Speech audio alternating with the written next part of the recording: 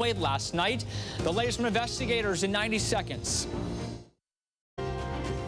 Thousands of federal government employees are working without pay or furloughed as talks of layoffs loom during the government shutdown. Congress won't even come together and vote again until tomorrow afternoon because of the observance of the Jewish holiday of Yom Kippur today. And joining us this morning to discuss is North Carolina Republican Congressman Mark Harris. Good morning to you, sir. Welcome back to the National News Desk. Good morning, Jan. Thank you for having me this morning. Yesterday, Senator Rand Paul said he believes this shutdown is going to be short-lived, and you had Senator Ted Cruz who said it's going to be weeks or longer. What do you think? What's happening right now behind the scenes in the halls of Congress? Well, it's hard to say what the link's going to be because that question ultimately has to be placed at the feet of Chuck Schumer. This is a shutdown that the Democrats chose to enter into. We took care of business in the House a couple of weeks ago now. It'll be 2 weeks, I guess, this Friday, since we passed the continuing resolution that would take and keep the government open at least until November 21st to give us the time that we needed to continue moving appropriation bills. But we knew this was coming, and the Senate had the simple opportunity to simply pass this resolution. And the interesting thing is the majority of the Senate has passed it, wants it to go. But because of that filibuster rule and needing 60 votes, they've just been keeping the government shut down. And I really don't know how long they're going to play this game. But I do know that the president's not sitting still. As we saw in the earlier tweet, Russ Vought is meeting with him today. And we're just going to continue to function and do the things that we need to do. I want to talk to you about that in a minute. But first, I want to talk about Chuck Schumer, because you said this all falls on him. What's your message to Schumer and your Democratic colleagues who say they will not accept any bill that does not also extend Obamacare tax subsidies that were enhanced, as we know, during the Biden administration, during the COVID pandemic? Well, again, the unreasonableness of that position, I think all of the American people are beginning to recognize it. The reality is those subsidies don't expire till December 31st. We have time to go back. Keeping the government open, moving appropriation bills are things that we ought to be able to do. And we're going to begin to do those. And just him choosing to keep the government shut down and choosing to put all of these people at risk is ludicrous, and it's not lost on the American people, for sure. You talked about Russell Vought. Is this an opportunity to slim down the federal government?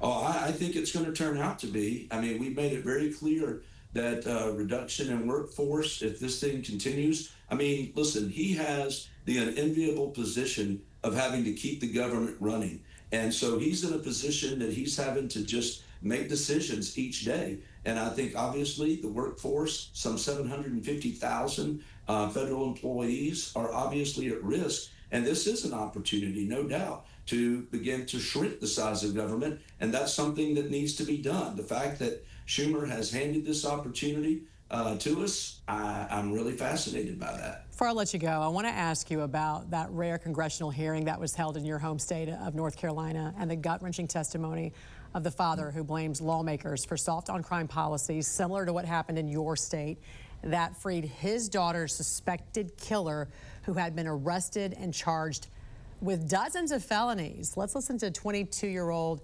Logan Federico's father describing what happened the night she was killed.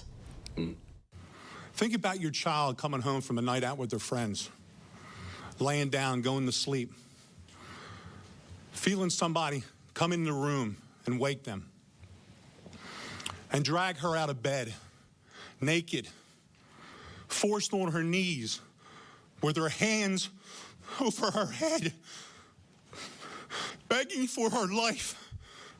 Bang! Dead. Gone. Why? Because Alexander Devontae Dickey, who was arrested 39 times, 25 felonies, was on the street. He was committing 2.65 crimes a year since he was 15 years old, but nobody could figure out that he couldn't be rehabilitated. Well, you'd have to put him in prison to see if he could be rehabilitated.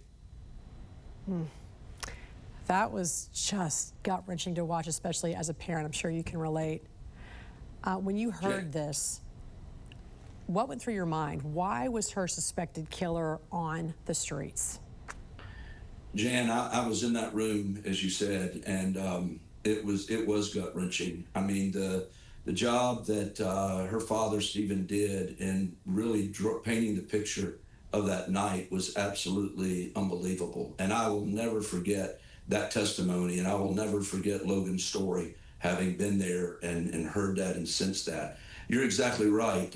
These soft on crime policies that we have seen that are taking place in our major cities have got to be dealt with. And as I listened to that, we had obviously gathered to talk about Irina Zarutska, who, again, her killer had been arrested 14 times and spent 5 years in prison, and yet set before a magistrate, and that magistrate simply had him sign a statement almost just a month before he walked onto that train, and she innocently sat down in front of him, and then he stabbed her to death. But then to hear this story, that this guy had been arrested 39 times, 25 felonies, and yet he was still on the streets. This is inexcusable, and there must be something done. I'm glad to say that the state legislature in North Carolina is working diligently. We've introduced a couple of bills at the federal level that are going to deal with this whole cashless bail issue.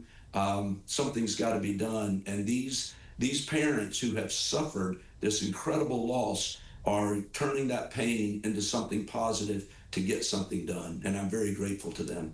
North Carolina Congressman Mark Harris, great to talk to you this morning. Thanks for joining us. We appreciate it. Thank you.